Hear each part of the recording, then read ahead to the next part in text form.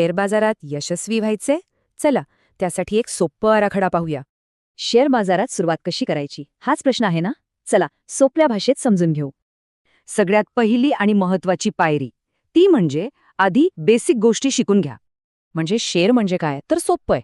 कंपनीच्या मालकीतला एक अगदी छोटासा हिस्सा. आणि हो, निफ्टी सेन्सेक्स हे स्टॉक्स नाहीत, ते फक्त बाजाराची दिशा दाखवतात.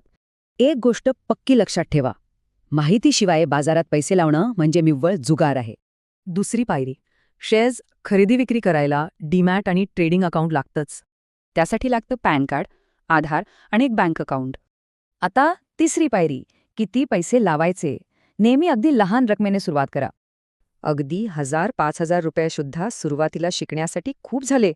कारण सुरुवातीला आपलं लक्ष पैसे कमवण्यावर नाही तर बाजार शिकण्यावर हवं.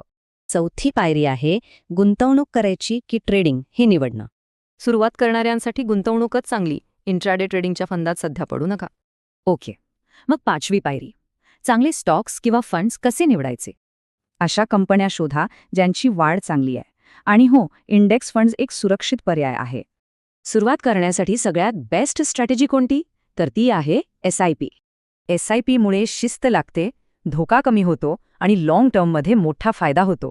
रिस्क मॅनेजमेंटसाठी गुंतवणूक विभागून करा आणि ट्रेडिंगमध्ये स्टॉप लॉस कधीच विसरू नका. रोज थोडा वेळ काढा, बाजार बघा, बातम्या वाचा, थोडे चार्ट्स पण अभ्यासा.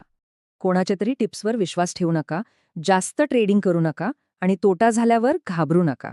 पहिलं 3 महिने फक्त शिका, मग 3 ते 6 महिने सराव करा आणि त्यानंतर स्वतःची स्ट्रॅटेजी बनवा. एक गोष्ट नेहमी लक्षात ठेवा, शेअर बाजारात यशस्वी होण्यासाठी कोणताही शॉर्टकट नाहीये. इथे एकच सूत्र आहे, सातत्य असेल तर यश मिळतं आणि संयम असेल तर नफा. म्हणून लक्षात ठेवा, सुरुवात करणं खूप सोपं आहे, पण टिकून राहण्यासाठी ज्ञान आणि शिस्तच लागते.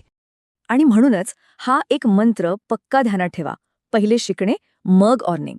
Learn stock market. Like, subscribe, click the bell icon. GRY Gurukul Stock Market Training Institute. Learn, trade, grow.